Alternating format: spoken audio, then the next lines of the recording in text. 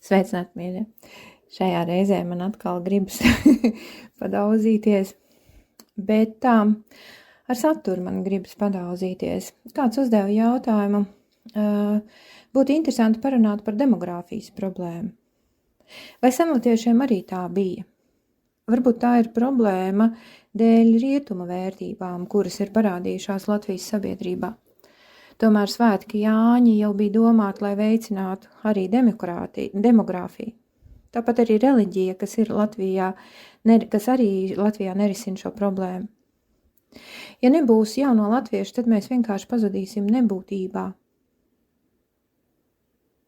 Tātad par demogrāfiju. Es patiešām pamatīgi domāju, ko lai es saku, it kā tik daudz visa, kā man iekšā visādas domas un visādi varianti. Un tā laikam ir man vislielākā problēma, ka vienu un to pašu domu es varu izteikt bezgalīgi daudz dažādos veidos. Un tad es pati šajos iespējamos variantos apjūku. tagad cilvēkam daudz kaut kā, tad viņam atkal nav labi, ka viņam nekā nav, tad ir slikti. Un kad ir daudz kaut kā, tad arī dikti nelabi. un tad es izdomāju, ziniet ko? Pamēģināsim vēlreiz šo eksperimentu. Es atbildēšu 2 dažādos variantos uz šo jautājumu, un jūs, ja jums nav grūti, uzrakstiet, kurš variants jums šķiet interesantāks, pieņemamāks, varbūt tās man ir vērts, tas viens variants man varbūt diezgan tā pagrūti nāk, bet, varbūt tās jums tas variants ir interesantāks, patīkamāks, un man tad būtu baigais stimuls iemācīties runāt arī tā. Vai arī otrs variants, ka jums liekas, ka tādā veidā varētu, un tā ir labāk. Ja jums nav grūti, uzrakstiet, kurš atbildes variants jums labāk patīk. Pirmais variants. Ja skatāmies uz demogrāfiju Latvijā, tad, manuprāt, to nevar saprast tikai kā politisku vai ekonomisku problēmu. Tas ir daudz plašāks process. Cilvēks jau nav tikai sociāla vienība, viņš ir arī daļa no dabas sistēmas. Un līdz ar to uz viņu attiecas tie paši pamatprincipi, kas darbojas citās dzīvajās sistēmās. Dabā ir skaidri novērojams, ka vairošanās ir tieši atkarīga no vides kvalitātes. Ja vide ir stabila, droša un resursu pietiek, populācija aug. Ja vide kļūst nedroša, nestabila vai neprognozējama, vairošanās samazinās. Cilvēku gadījumā tas izpaužas ne tikai materiālā līmenī, bet arī psiholoģiski, kā drošības sajūta, uzticēšanās nākotnē, attiecību stabilitāte. Svarīgi arī tas, ka cilvēks atšķirībā no dzīvniekiem domā uz priekšu. Ja cilvēks neredz sev skaidru, stabilu vai jēgpilnu nākotni, viņš neapzināti atliek vai atsakās no bērniem. Un tas nav tikai individuāls lēmums, tā ir sistēmiska reakcija uz vidi. Vēl viens būtisks aspekts ir tas, ka dabas sistēmas ir pašregulējošas. Ja kādā vietā dzimstība samazinās, citur tā pieaug. To var redzēt arī globāli. Rietumu sabiedrībās dzimstība krīt, kamēr citos reģionos tā pieauga. Tas norāda, ka problēma nav tikai latviešos, bet konkrētā dzīves modelī. Un te ir vēl viens svarīgs princips – dabas cikliskums. Dabas sistēmas laiku pa laikam iziet cauri posmiem, kur notiek resursu izsīkšana, struktūru sairšana un kādas pārmaiņas. Šie procesi nav tikai negatīvi, tie atbrīvo vietu jaunām formām un attīstībai. Ja uz to skatās no šī viedokļa, tad demogrāfijas samazinājums var būt signāls, ka esošais modelis vairs nestrādā un ka sistēma atrodas pārmaiņu procesā. Mūsdienu rietumu sabiedrībā redzam vairākus faktorus vienlaikus. Individuālisma pieaugumu, dzīves dārdzību, attiecību nestabilitāti, psiholoģisku spriedzi un neskaidru nākotnes sajūtu. Šādā vidē bērni dabiski kļūst par sekundāru izvēli, nevis pašsaprotamu dzīves daļu. Tāpēc, manuprāt, demogrāfijas kritums Latvijā nav tikai problēma, ko jālabo ar pabalstiem vai kampaņām. Tas drīzāk ir indikators, ka cilvēki nejūtas pietiekami droši, stabilā un jēgpilnā vidē, lai varētu radīt bērnus, un kamēr šī sajūta nemainīsies, arī rezultāts būtiski nemainīsies. Tāda ir pirmā atbilde. Man tāds vēlniņš iekšā sēž. Un, ko tad mums tagad darīt? Bet tas viens teikums īstenībā ir tīri labs. Kamēr šī sajūta nemainīsies, arī rezultāts būtiski nemainīsies. Tātad kaut kas ir saistīts ar sajūtu. Kaut kādā veidā šī sajūta jāmaina. Un tad uzreiz parādās jautājums, kas to mainīs, kā to mainīs, kam to mainīs, kādi priekšnoteikumi vajadzīgi, kaut kādi plāni vai stratēģiski vai nestratēģiski, kā šo sajūtu var ietekmēt. Tādā veidā, lai cilvēkiem gribētos radīt bērnus, ne tikai tumšajās zemēs, bet arī gaišajās rietumzemēs. Kā šo sajūtu var mainīties, var mainīt? Un kā kompetence tas ir, un vai tas ir atkarīgs tikai no ārējiem apstākļiem vai no iekšējiem arī, tā tad mainīt kaut kas ar to sajūtu ir. Teksts nav slikts, tīri labi man patīk, bet kaut kas te pietrūkst, vai ne? Normālam cilvēkam, parastam cilvēkam, kurš nav zinātnieks, gribas zināt uz vienkārši jautājumu, vienkārši atbildi. Vai ne? Bet ko tad darīt? Vienkārši atbildi ir sajūta mainīt. Kā? Tu pasaki, kā mainīt sajūtu. Jā, sajūtu mainīt var.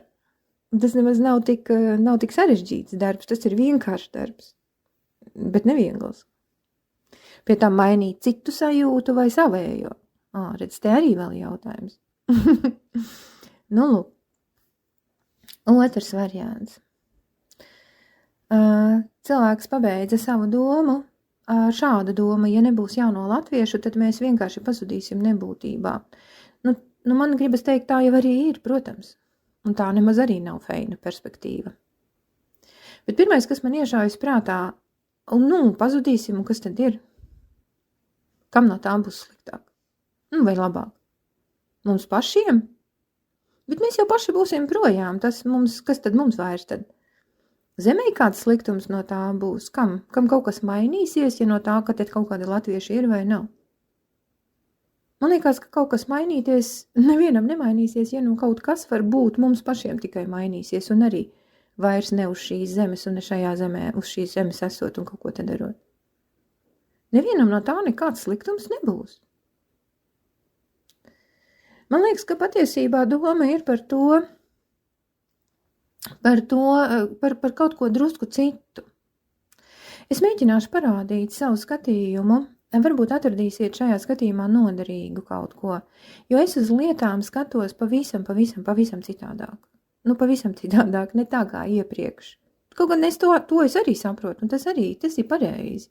Bet kaut kas tur nav, un kaut kas pietrūkst. Tāpēc es mēģināšu pateikt pati ar saviem vārdiem, tā kā es redzu. Varbūt pamēģiniet atrast un saskatīt arī šajā atbildē kaut ko jēdzīgu. Jo mums jau gribas, kā parastiem cilvēkiem, mums gribas zināt atbildi uz jautājumu, bet ko tad darīt? Viens variants bija mainīt sajūtu, bet kā? Un tā, pirmā likumsakarība, kuru darētu zināt, mums kā parastiem cilvēkiem, ja? Einsteins esot teicis, ka problēmu nevar atrisināt tajā līmenī, kur tā ir. Tātad mēs, latvieši, dzimstība, kaut kādi esoši potenciāli vecāki bērni, kuri jau ir vai kuru vēl nemaz nav. Šādā veidā, šajā līmenī, tur, kur tā pati problēma ir, viņi tiek risināti jau gadiem ilgi. Un ne tikai Latvijā, bet visā rietumu sabiedrībā. Pat gadu desmitiem ilgi varētu teikt, un kas, kur ir rezultāts? Nekur tālāk par savstarpēju apsaukāšanos tā arī neesam tikuši risinājuma. Risinājumi jau ir visādi varianti, bet rezultāta nav. Un kā labi? Tālāk, ka šajā līmenī problēmu atrisināt nevar. Bērnu vairāk kā nebija, tā nav. Tajā līmenī, kur pati problēma ir, tās risinājumu atrast nevar. Tur nevar risināt problēmu. Nav jēgas, tas nenotiks. Nekas nenotiks, nemainīsies, būs rosība, bet nemainīsies nekas. Einsteins esot turpinājis savu domu ar vēl vienu teikumu, ka problēmas risinājums ir jāmeklē dziļāk. varbūt tās varētu teikt arī augstākajā citā esamības līmenī. Tātad ir jāvar savā domāšanā pacelties augstāk, vai skatīties dziļāk par to situāciju, kurā mēs pašlaik esam. Ar to demogrāfiju. Tātad skatīties vai no malas, vai no augšas, vai no apakšas, bet kaut kā citādāk skatīties, no citas puses. Un ziniet, te ir loģisks jautājums atkal, kas mums to liedz? Kā mēs tā nevaram paskatīties? Dievs, tad, kad mašīna saplīsusi, tad jau nekāda liela problēma nav. Jā, meistari paskatās no augšas, no apakšas, no iekšas, pavirina durvis, attais kapotu, vēl kaut ko tur paskatās, paurķē, pabakst, un viņiem viss ir skaidrs. Bet mums nē. Kas par problēmu? Un ziniet, kas par problēmu? Emocijas. Attieksme pret to situāciju, ar kuru mēs esam sastapušies. Demogrāfija samazinās, pēc taču nav. Līdz ar to nākotnes latviešu tautai un arī to starp arī valstī, vai ne? Mēs viņu nevaram redzēt. Tā nav patīkama sajūta. Nemaz arī ne. Tā ir pat ļoti nepatīkama sajūta.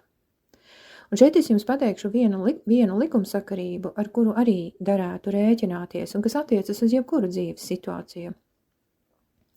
Kamēr cilvēks atrodas nepatīkamās izjūtās, nekas, lai ko viņš gribētu redzēt, redzētu, saprast un darītu, labāku sajūtu caur liederīgu, efektīvu, fainu risinājumu un rezultātu viņam nedos. Fizioloģiski tas tā ir iekārtots. Kamēr cilvēks atrodas kaut kādā stresā, pat nelielā stresā, nepatikā, nepieņemšanā, īgnumā, nosodījumā, neziņā balstītā izbrīnā, ko tu tagad darīt. Dažādas nepatīkamas izjūtas var būt, un attiecībā pret demogrāfijas kritumu, protams, ka šī izjūta ir. Kamēr cilvēks atrodas šajā izjūtā, viņa smadzenes spēj uztvert tikai noteiktas ievirzes informāciju. Un citu neko nevar uztvert. Vai no paša cilvēka kaut kādas domas nāk prātā, ko varētu izdarīt. Un tāpēc arī ir pirmais it īpaši latviešiem, tas ir ļoti raksturīgi, ka tad, kad mēs jūtamies slikti, mēs uzreiz skatāmies uz pagātni. Riku tur mums senie latvieši, un kaut kādi Jāņi, un tad man uzreiz jautājums, un mēs uzzināsim, ka vecajiem latviešiem tur arī bija problēma vai nebija problēma, un kas tad mums būs? Vecie latvieši dzīvoja, varbūt ne vigvamos, bet viņi dzīvoja citā pasaulē. Tas jau ir viens. Citreiz es bērniem skolā smējos, kadreiz vecie cilvēki sēdēja kokos un grauza siemītes, ko te mums tagad līst atpakaļ kokā un graust siemītes? Ir mums cita pasaule, vai ne? Citi izaicinājumi, citi kaut kādi ierobežojošie faktori. Tāpēc mums kaut ko paņemt no pagātnes mēs varam paņemt. Un viena daļa cilvēku to jau arī ir ņēmuši. Kaut vai tā pati Jāņu nakts, jā.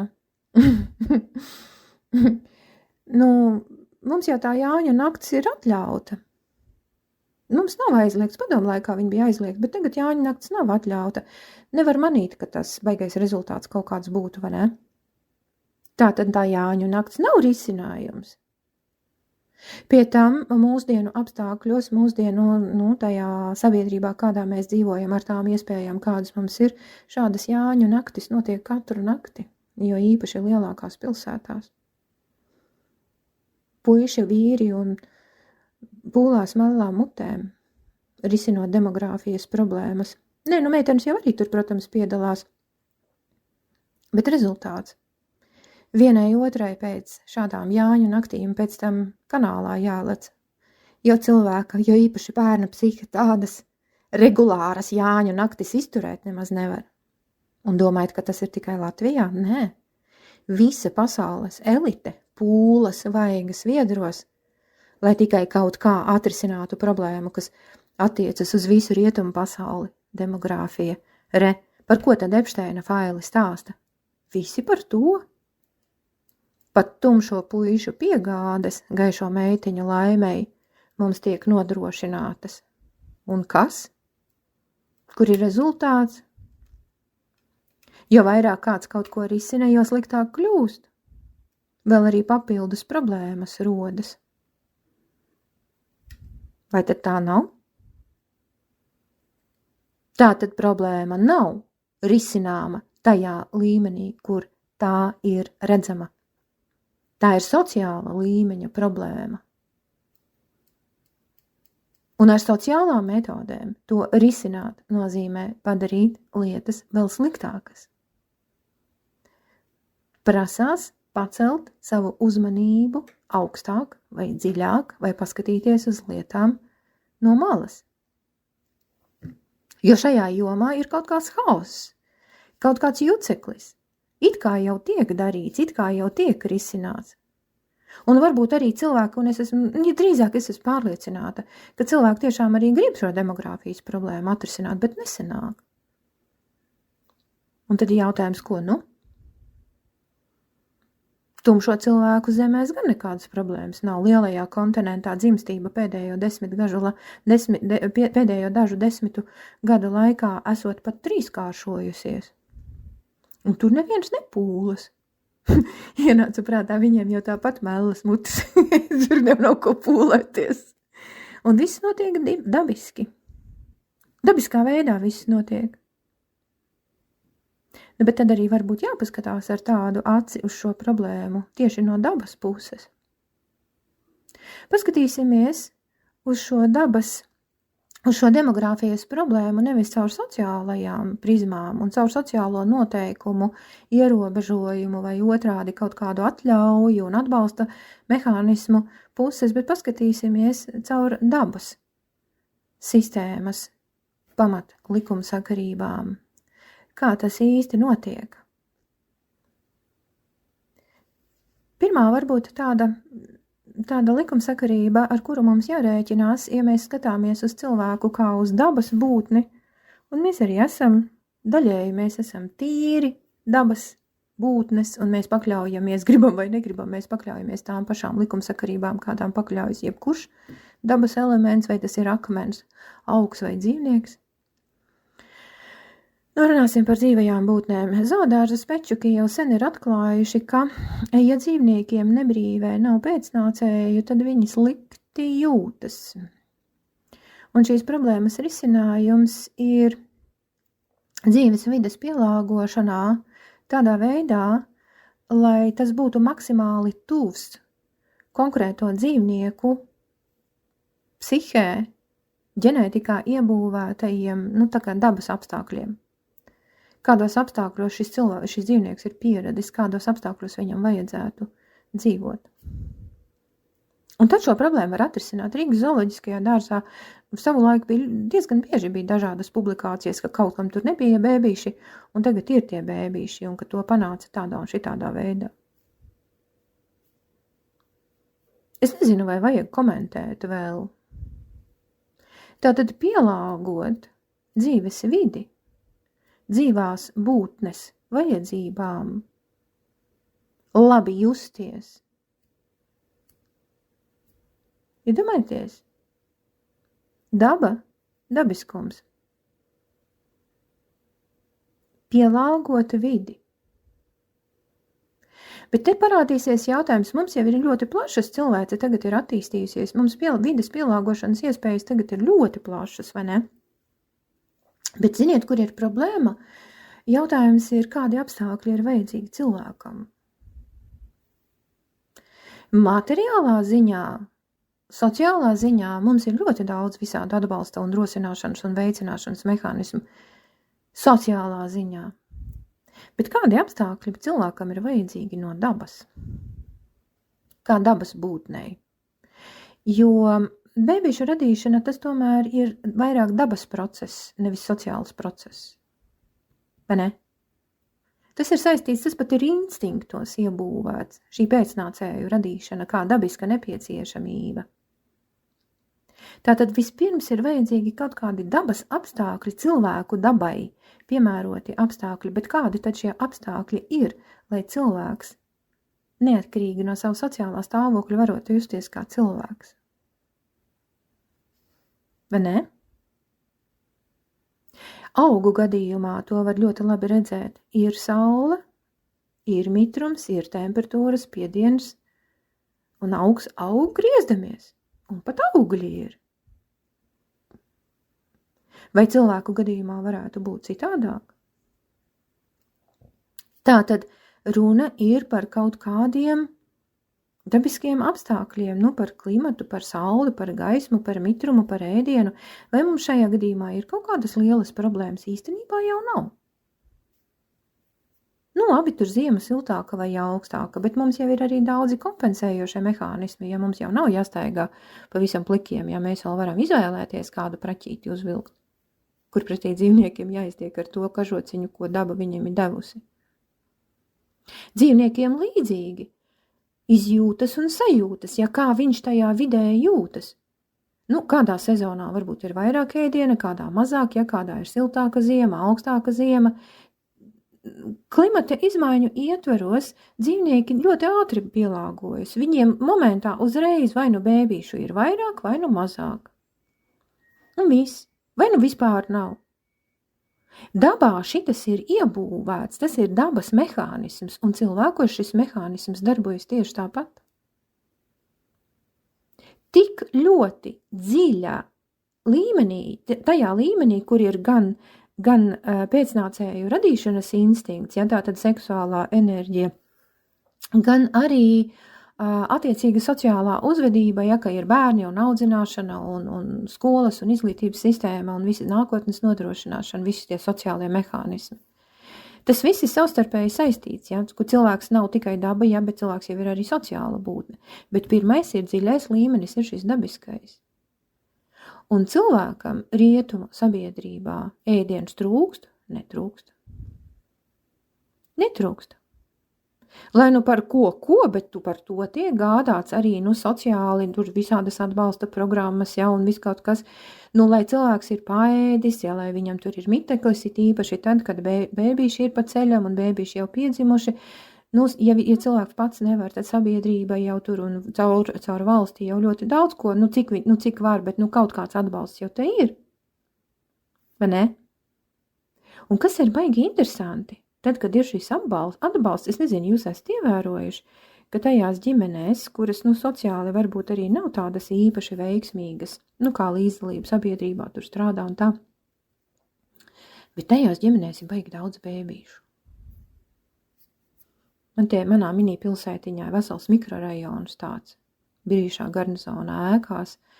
Kadreiz biju pie savas dakteres, man bija intervija, un viņa tur saka, tā ir tā teritorija, ar visiem tiem sociālajiem procesiem, kur cilvēki pamatā nestrādā, bet viņiem ir kaut kādi pamata iztikas līdzekļi.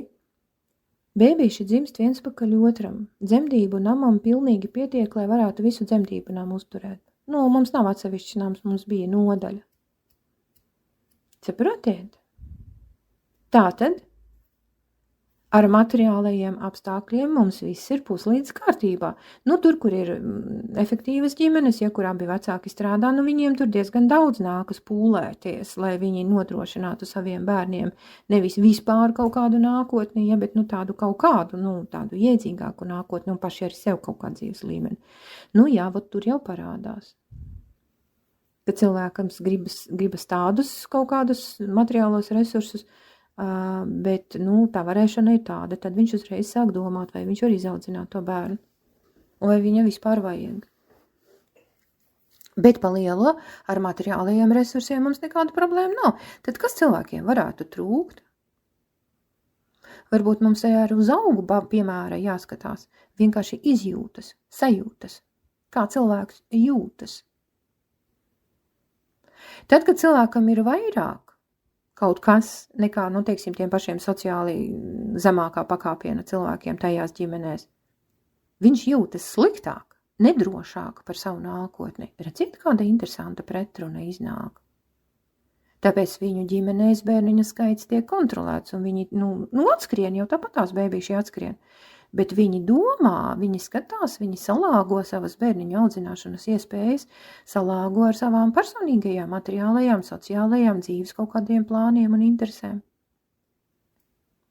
Kamēr sociāli zemākā, ja, tur ar to domāšanu tā dikti neaizraujas. Un tā arī ir likumsakarība, bet jau no cilvēku pasaules. Interesanti, vai ne? Bet dabas likumi šeit netiek atcelti. Viņi tik un tā darbojas. Vai nu cilvēks jūtas patīkami, vai nu viņš jūtas ar resursiem pietiekami bagātā vidē, lai audzinātu bērnus un laistu viņus pasaulē, vai nē. Redzat, pie kā mēs nonākam? Pie izjūtas. Pie kaut kādas izjūtas. Tas nozīmē, ka bērniņu radīšana ir cieši saistīta ar to, kā cilvēks jūtas. Mēs nonākam pie tā paša, ar ko beidzās mākslīgā intelekta veidotais stāstīns, pie sajūtas. Un te parādās nepieciešamība padomāt, bet pagā. Sajūta, izjūta. Kā to var ietekmēt? No kā tā ir atkarīga? Vai ne? Ir tādi, tādi vecāki, kuri, varbūt tās kaut kādu dzīvnieku vārdu viņiem var pielāgot, un viņu ģimenē izaug bērni, un viņiem ir vairāk bērnu, un ir cilvēki, kuri ir sociāli visnotaļ adekvāti, un viņiem tas bērnu skaits ir, viņi ļoti uzmanīgi skatās, kas notiek, un ko viņi var pacelt un ko nevar. Jocīgi, vai ne? Tad, kad ir ārējie mati apstākļi kaut kā trūcīgāk, cilvēks te uzreiz nāk prātā bezatbildīgs. Jā, viņš nedomā, viņš vienkārši ļaujas dabiskajiem procesiem. Redzat? Vecos laikos teica, kas ir dabisks, tas nav riebīgs. Vai ne? Te arī pasaules elite, kuriem viss ir ļoti pūlās, ļoti daudz viņi dara. Paldies Dievam, ka mēs ne pusi nezinām no tā, ko viņi dara. Jo, turpat dzīvnieku vārdu prātā nenāk. Un tad ir tādi vesela kaudze, man ir dzīvē gadījies sastapt tādus cilvēkus, kuri finansiālā, sociālā, arī, prāta, veselības stāvokļa dēļ, viņi nav tik spējīgi un nav tik spēcīgi. Bet, kad skatos uz viņiem, tad man liekas, ka tie ir tādi cilvēki, kurus gribas apskaut, ar kuriem gribas kopā būt, bet kuriem tik daudz bērniņu nav. Bigi dīvaini. Mēs nonākam pie tā, ka šie demogrāfijas procesi ir sistēmiska daļa, un tie atspoguļo nevis cilvēka kā sociālas vienības problēmas kaut kāda situācija, bet drīzāk cilvēka kā dabas sistēmas vienības kaut kādu problēmu. Un kur cilvēks kā dabas sistēmas vienība vairāk asociējams ar izjūtām. Un es domāju, ka arī veco latviešu laikos bija cilvēki, kuri jutās labāk, kuri jutās sliktāk, un viņu bērniņu skaits to atspoguļoja. Un tad ir jautājums par to, vai šīs izjūtas ir individuāla parādība, ja kādas ģimenes, kāda pāra problēma situācija, vai tā jau ir visas nācijas problēma, vai varbūt visas, mūsu gadījumā būtu jārunā par rietumu kultūras problēmu. Kad cilvēki, acīm redzot, jūtas slikti, attiecīgi kā dabas būtnes, izjūtu līmenī, cilvēks, cilvēciskums, nācijas un vēl jau vairāk cilvēces problēma situācijas ir visas saistītas ar izjūtu līmeni. Tur, kur ir dabas likumi, kur sociuma likumi baigi maz ko var ietekmēt. Dabas likumi.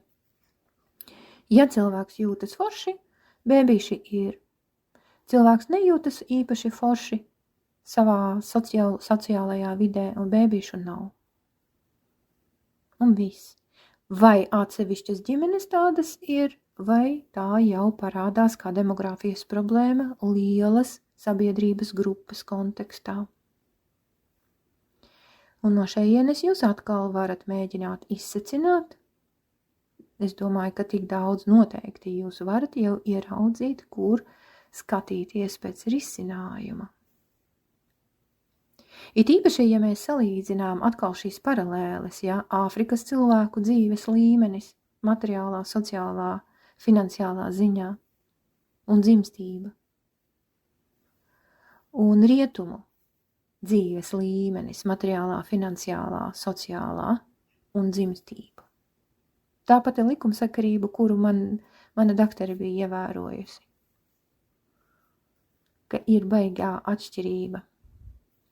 Tad, kad cilvēks ir vairāk sociumā iesaistīts un viņš ir atbildīga būtne attiecībā pret sociumu, viņš baidās uzņemties papildus slodzi bēbīšu nākotnes radīšanas kontekstā. Emocionāli tur ir bremzes, jūtu sfērā, tā būtu precīzāk teikt, emocionāli ar viņiem viss ir kārtībā, bet jūtu sfērā ir kaut kādas bremzes. Un otrādi, tad, kad cilvēks sociālā ziņā ir tāds mazāk atbildīgs, viņam ir lielāka brīvība lūk šajā jūtu līmenī, kur vairāk un aktīvāk darbojas šis seksuālais instinkts, vēlme, un vai viņi vispār domā, ka viņi bērnus rada, vai viņi vienkārši pavada labu laiku, tas arī vēl jautājums, un vai nav vienalga, bet tie bēbīši ir. Jūtat likumsakarību. Tā tas ir atsevišķu cilvēku gadījumā, un iespējams, ka arī cilvēces kontekstā, ja mēs salīdzinām austrumu un rietumu kultūru. Senie latvieši dzīvoja vēdiskajā pasaules uztverē. Viņiem šīs pasaules, šīs divas sistēmas nebija nošķirtas, tāpēc es domāju, ka viņiem demogrāfijas problēma visticamāk nebija, jo viņu pasaules uzskats bija līdzsvarā. Un tas ir dabas likums, dabas likumi, kuriem pakļaujas gan sabiedrība, tātad sociālā sistēma, gan dabas sistēma. Dabas likumi hierarhiskā ziņā ir spēcīgāki nekā cilvēku izgudrotie likumi, kas nosaka sabiedrības procesus. Es domāju, ka seniem cilvēkiem šādi jautājumi nebija, ja mēs viņiem stāstītu, viņi nekādīgi nevarētu saprast, kas mums trūkst, visi paēduši, padzēruši, brauc ar mašīnām, dzīvo normālos dzīvokļos, tur labāk vai sliktāk, bet dzīvo. Ir jāstrādā, jā, okei, labi. Bet arī tā strādāšanas apstākļi, kā kādreiz bija jāstrādā, kā tagad jāstrādā. Kādreiz tas bija fiziski smagi nogurdinoši, tagad tas ir psihiski. Redzat? Psihiskā slodze. Ko tas nozīmē? Kā tas ietekmē emocionālo un vēl jau vairāk jūtu stāvokli šajā dabiskajā līmenī, kur gribas vai negribas mīlēties? Un kur mēs veidojam savas attiecības ar saviem partneriem. Un kur mēs sākam domāt par nākotni, par bēbīšiem, kur mums vienkārši gribas bēbīti, tāpēc, ka mēs paši jūtamies piepildīti un nevis makā vai vēderā, bet tieši emocionāli, vēl jau vairāk, ja ir runa par jūtu līmeni. Jūtat, uz kurieni tas viss velk. Un tie ir dabas likumi.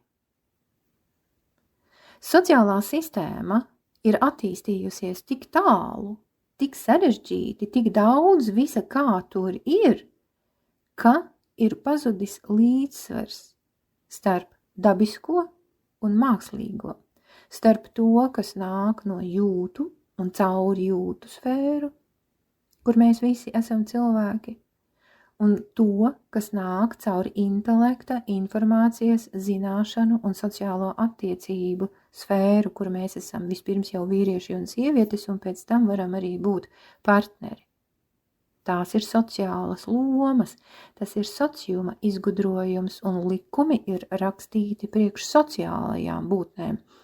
Priekš cilvēkiem likumi nav rakstīti. Dabas savus likumus neraksta. Dabas likumi vienkārši darbojas. Vai nu tu elpo, vai nu tu neelpo. Ja tu elpo, tad tu esi dzīvs, un ja tu neelpo, tad tu neesi dzīvs. Dabā viss ir ļoti vienkārši. Ļoti vienkārši. Kā man profesori kādreiz augstskolā teica, viss ģeniālais ir vienkārši. Bet mēs dzīvojam tik sarežģītā pasaulē, kur ir tik daudz visa kā, ka šo vienkāršību mēs esam aizmirsuši. Un kad es cilvēkam jautāju, vai tev patīk tas, ko tu dari, viņš nesaprot, ko es jautāju.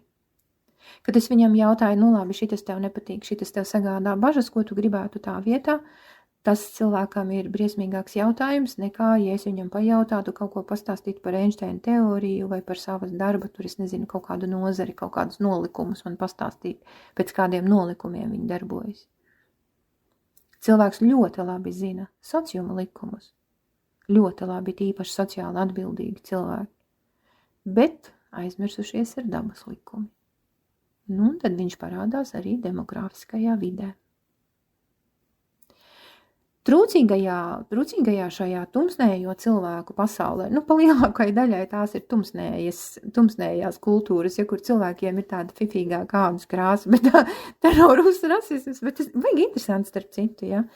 Kāpēc tumsnējās kultūrās ir priekšplānā šis emocionālā komponente. Ļoti spēcīga ir emocionālā un jūtu komponente, un viņiem tas materiālais, tur arī ir turīgi cilvēki, tur ir ļoti, tur ir, vispār vapšējā, tur mēs nemaz iztēloties nevaram, cik liels kontrasts atstarpēji, teiksim, tie pašā Nigērijā, starp viņu miljardieriem un viņu trūcīgiem cilvēkiem. Tā mums te vismaz kaut kāds vidusšķira ir, bet tur vispār viņi nezin, kas tas ir.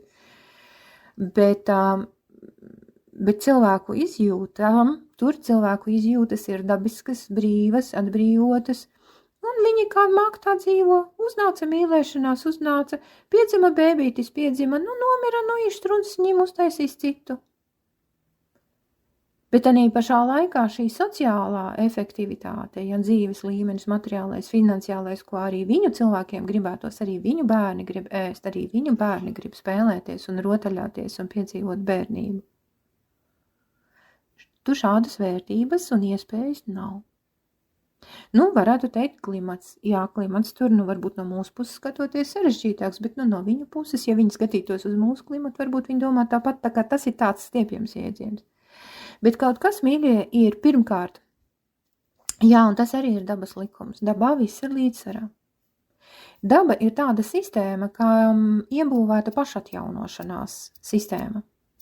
Ja un kad kaut kādi resursi beidzas, tad beidzas attiecīgi kaut kāda dzīvnieku populācija, augu tur, es nezinu, arī laikam saka populācija.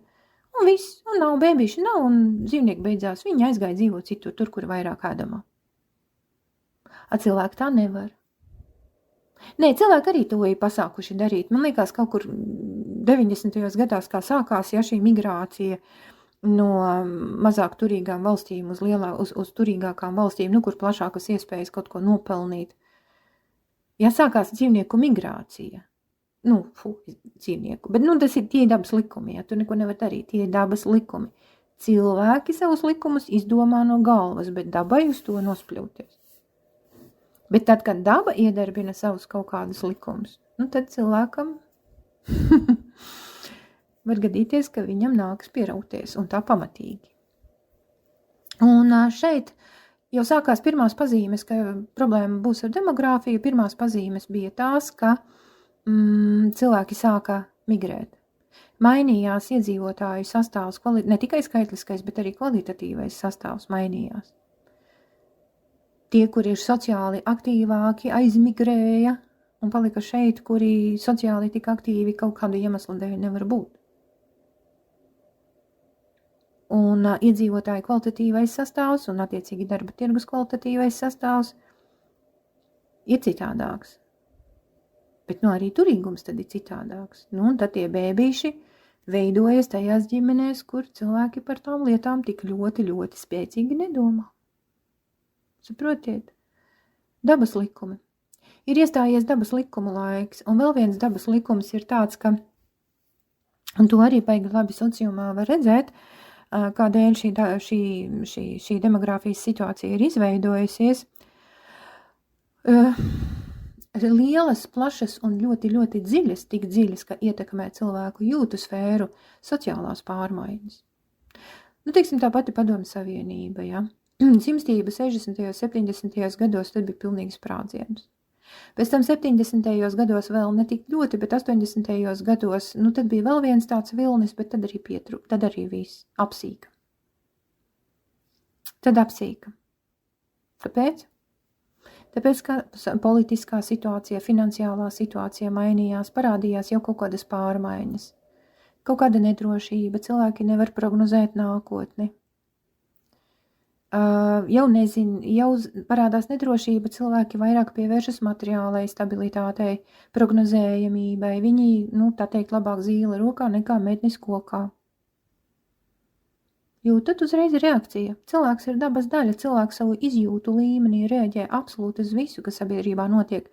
Bet tagad sabiedrībā šīs pārmaiņas ir tik vispār izplatītas, ka arī rietumos, man liekas, šī demogrāfijas problēma vēl ātrāk sākās nekā Padomju Savienībā. Vēl daudz ātrāk. 6., 7., 8., 9., vēl arī 10. gads atceros Anglijā avīzēs rakstīja par šo sabiedrības novecošanu. Bēbīšu nav. Nevar atražot sabiedrība sevi. Tātad kaut kādi resursi ir samazinājušies, kaut kādi resursi atkal ir pārāk daudz. Visticamāk, ka tie, kas nebaro cilvēka sirdi. Baro maku, bet ne sirdi. Kā vecais Indrāns teica par rošiem. Es nošķiru tos Indrānus, kas piepilda manu maku, no tiem, kas piepilda manu sirdi. Lūk, tā mēs varam skatīties uz demogrāfijas problēmu no sociuma viedokļa, un šeit mums ir ļoti daudz zinātnieki, kuri gan dabas lietas pārzina, gan lielo sistēmu lietas pārzina, visādi sociologi un antropologi un dabas zinātnieki, un kādi mums vien nav. Un viņi cilvēku likumu līmenī, tātad sociālās sistēmas līmenī, viņi tiešām dara, ko viņi var. Bet mīļietā problēmas sakne nav sociāla rakstura. Problēmas sakne ir dabas rakstura, kur cilvēks nav tikai vīrietis un sieviete, bet kur cilvēks ir kaut kas vēl. Viņš ir dabas daļa, kurš jūt. Un var rakstīt visādas programmas un visādas stratēģijas, bet cilvēku jūtu līmeni ar sociuma likumiem racionāli un kaut kādā veidā ievirzīt, bet es tagad virzīšu, nevar to izdarīt. Sociālā sistēma pati ir dabas sistēmas atvasinājums. Un tāpēc hierarhiskā ziņā vispirms darbojas dabas sistēma, un tikai pēc tam var iedarboties sociālās sistēmas, lēmumi, stratēģijas, atbalsta mehānismu un tā tālāk. Bet vai viņi dos līdzsvarotu rezultātu? Visticamāk, ka nē. Līdzsvara sistēma, līdzsvarojums ir kaut kas tāds, kas cilvēkam pašam jārada. Savienojot savu galvu ar savām jūtām, tātad sociālās sistēmas, pasaules uztveri, ego uztveri, savienojot ar jūtu līmeni. Un es gribu ļoti, ļoti vērst jūsu uzmanību, ka emocionālā sfēra un jūtu līmenis nav viens un tas pats. Jūtu līmenī arī ir izjūtas, bet tur darbojas, šīs jūtas un izjūtas darbojas morāli ētiskā līmenī. Caur morāli ētiskām kategorijām, vērtību sistēmu, vispār cilvēciskām un turpat arī dabas sistēma. Šis līmenis vienlaicīgi ietekmē gan cilvēku kā sociālu būtni, gan cilvēku kā dabas būtni. To es nestāstīšu, jo šajā jautājumā, diemžēl, mums zināšanas ir absolūti minimālas. Ļoti, ļoti minimālas. Par to, kas ir cilvēks, ar ko viņš atšķiras no cilvēka kā sociālas būtnes, un kā var ietekmēt cilvēka izjūtas tādā veidā, lai viņš justos gana labi un gribētu domāt par nākotni. Latvieši, man liekas, nākotnē, es nezinu, cik es atceros savas pamatzinātnes vēsturi, literatūras vēsturi. Man liekas, ka latviešu cilvēkam nav raksturīgi skatīties nākotnē. Atsevišķos kaut kādos periodos, kad rodas kaut kāda ideoloģija, kura emocionāli akcentē šo vēlmi skatīties nākotnē, līdz ar to domāt par bērniem, par nākotni, kā mēs te tagad dzīvosim, ir tādi epizodiski uzplaiksnījumi, bet tad viņi atkal noplūk. Un latvietis uzreiz tad skatās pagātnē. šādā veidā jau bērni nerodas, vai ne? Tad, kad mēs domājam par pagājušajiem laikiem, par senčiem, kuri sēdēja kokos un grauza siemietes, tad mūsos drīzāk nāk vai nu bailes vai nostalģija. Tas ir drīzāk dabas bērnu vēlme atgriezties mātes drošajā klēpī. Tā ir drīzāk tāda bērnu reakcija uz nedrošības, neskaidrību situāciju, kur bērni neapzināti tiecas, un tas jau atkal ir dabas likums, tiecas pie aizstāvja, pie patvēruma, meklē kādas ideoloģijas, autoritātes, tekstus, stāstus, programmas rada, meklē kādu atbalstu. Un tad, kad viņiem pajautā, kādu risinājumu tu gribi, kas tev pašām liedz radīt bērnus, tad uzreiz nāk šis emocionālais kā aizsardzības reakcija. Cilvēks nemaz negrib par to domāt, jo tas ir ļoti, ļoti sāpīgi. Tā kā, jā, tā arī ir, kā mākslīgais intelekts teica, tā nav individuāla problēma, un tāpat nav tikai cilvēces problēma, tā ir sistēmu problēma, kur, ja mēs paskatāmies cilvēces kontekstā, ir pazudis līdzsvars starp cilvēku veidoto sociālo sistēmu un dabas sistēmu. Vienā gadījumā dabas sistēma dominē pār sociālo, tāpēc viņiem nekā nav, ir melas mutes un pliki vēderi. Un otra galējība sociālā sistēma ir cilvēkos nomākusi ļoti, ļoti spēcīgi apspiež jūtu sistēmu.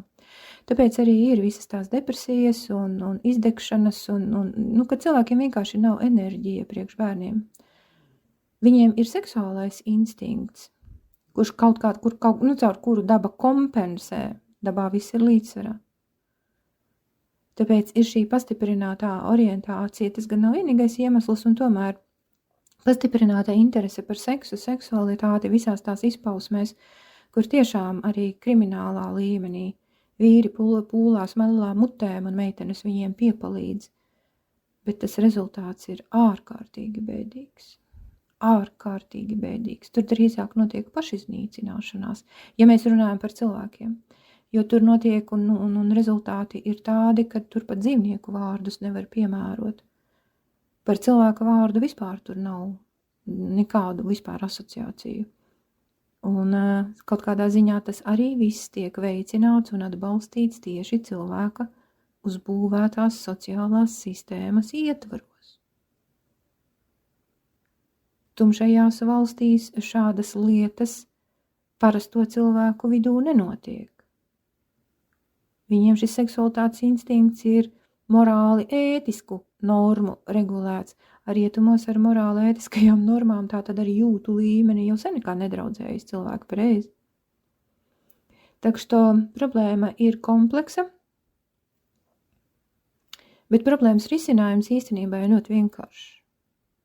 Grūts, sasodīti grūts, bet vienkārši savā konstrukcijā vienkārši.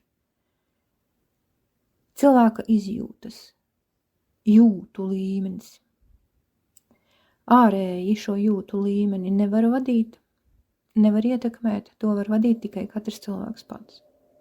Emocionāli cilvēks ir ļoti viegli vadāms, un tas arī ir ticis darīts un tiek darīts, un arī kādu laiku vēl tiks darīts ar tādu riktīgu piegājienu, bet jūtu līmenī, tur, kur mēs esam dabas daļa, tu nevari piespiest, nekādā veidā tu nevari piespiest, es nezinu, zvirbulim radīt bērnus, tāpēc, ka tu tā gribēji. Zvirbulis sāk smieties. Nevar neko izdarīt. Augiem mēs arī beram minerāļus virsū un baigi mums riktīgi vajag, mēs žmiedzam ārā to sēklu. Izžmiedz jau arī, bet cik ilgi? Ar spēku šajā līmenī neko izdarīt nevar. Dabas līmenis spēkam nepakļaujas. Dabas līmenim ir pašam savas likumsakarības, kuras cilvēks vai nu ievēro, vai nu neievēro. Tātad izeja demogrāfijas gadījumā, ja tiešām mūs tas satrauc, vai tikai tie cilvēki, kuriem šī tēma ir aktuāla, ir viņu pašu rokās. Runa nav par psihisko veselību, bet runa ir par garīgo veselību, kur mēs atceramies to, ka mēs esam dzīvi cilvēki, kuri šajā dzīvē ir nākuši piedzīvot, darīt, rosīties un iegūt kaut kādu foršu rezultātu. Nu, tā lai forši ir, nu, tā lai interesanti. Šajā līmenī cilvēkam ir ļoti, ļoti piezemētas, neteiksim, bet ļoti vienkāršas prasības un gaidas. Vienkārši justies labi. Labi grib justies ābelē aiz mūsu loga, labi grib justies zvirbulis, labi grib justies čūska zem mūsu kājām, labi grib justies absolūti viss dzīvais. Ja un kamēr dzīvais jūtas labi, ir i demogrāfija, i bēbīši, i viss, kas ir. Pat nauda un manta varētu būt, ja cilvēks mācētu, saprastu, kas ir līdzsvara likums. Dabā šī sistēma ir iebūvēta, cilvēkā kā potenciāls arī ir iebūvēts, bet cilvēks jau sevi nepazīst. Šajā līmenī mums par sevi ir ļoti, ļoti maz informācijas zināšanu par to, kas mēs īsti esam un kādi. Līdz šim par šo problēmu situāciju, par nelīdzsvarotību cilvēku iekšienē ir runājuši galvenokārt rakstnieki, mākslinieki, mūziķi, mākslas cilvēki, visa māksla patiesībā, visa foršā, krutā māksla uz šito te turas. Atcerieties, konflikts Kristīne un Edgars Blaumaņa novelē. Un Indrānos tam žogam, ko prāts uzceļ, jūtas viegli kāpi pāri. Tātad konflikts, iekšēja pretruna starp to, ko mēs domājam un to, ko mēs patiesībā jūtam. Kamēr tur nebūs līdzsvars, sākumā atsevišķu individu, pēc tam pāru attiecībās, tikmēr demogrāfija nebūs. Vai nu viņa būs hipertrofēta tā, ka valstī kaut kā tie bērni jāaudzina, kaut kur viņi jāliek, vai nu arī nebūs nemaz, būs kaut kādi bioroboti, kuriem pat mīlēties vairs nav spēks. Starp citu, cik es saprotu, diezgan daudzos pāros tā arī tagad jau parādās problēma, kur par seksu trūkumu runā nevis vīri, bet tieši sievas. Man liekas, ka tas ir kaut kas diezgan jauns. Tas ir kaut kas ļoti jauns, un ja sievietē ir nonākusi līdz tādai problēmai, man liekas, ka tad ar dabu ir kaut kas ar cilvēka dabu, ar cilvēka saikni ar dabu un dabiskajiem procesiem jau ir kaut kas apšē. Tad tas ir kaut kas. Tā kā jā, vajag jau viegli pateikt, mūsu nākotnē ir mūsu pašu rokās. Tāds izteiciens ir radīts un kā mantru viņu visur arī raksta un saka, bet tie jau ir tikai tukši vārdi. Jautājums ir, ko mēs katrs esam gatavs darīt. Mēs esam gatavi atcerēties to, ka mēs esam arī cilvēki, ne tikai latvieši, vai ne? Tāda ir mana atbilde, tā es to redzu. Es esmu mācījusies atcerēties dzīvi piespiedu, iemācīties atcerēties un iemācīties atšķirību vispār, kāda ir atšķirība starp sociālo lomu un cilvēku. Un tieši bērni to man iemācīja. Tieši bērni. Skolas bērni, pašas bērnas. Tieši caur bērniem es to iemācījos, ka tā ir baigi liela atšķirība, kur es esmu kā cilvēks un kur es esmu kā skolotāja un mamma. Ļoti liela atšķirība. Ļoti. Un pēc tam risinājums, kā es varu līdzsvarot sevi kā cilvēku, lai es arī gribu justies kā cilvēks. Ne tikai kā skolotāji, kaut kā forši justies, bet arī kā cilvēks. Un tad arī radās visādi risinājumi un attiecīgi metodika, kā var tieši šajā jomā radīt šo līdzsvaru, kur cilvēks atjauno savu dabisko veselumu, galvu, kas pieder sociālajai sistēmai, un dvēseli, kas pieder dabas sistēmai. Kā šos divus kaut kādā veidā līdzsvarot, samierināt. Un tad arī tā bērniņa lieta un demogrāfija var izcināties, bet nevis skatījumā, lūk, manai valstī vajag pēctečus. Nacistiskā Vācija šito darbojās. valstī vajag pēctečus, tu radi kareivjus. Ei, tev lai ratā, man nekāda kareivi neinteresē. Es vienkārši gribu mīlēt un mīlēta būt, un viss. Man neinteresē. Bērniņi nerodas no pienākuma. Āboli no pienākuma arī nerodas. Bērniņi un āboli rodas no mīlestības, no tā, ka cilvēks labi jūtās, vai ābele. Šai ziņā starp abiem diviem nekāda liela atšķirība nav. Nu jā, kaut kā tā. Uzrakstiet komentāros, kura atbildes versija uz jums vairāk runā, kura atbildes versija dod skaidrāku, varbūt ne pilnīgāku, bet skaidrāku atbildi uz jautājumu. Paldies jums par komentāriem, paldies par jautājumu un tā.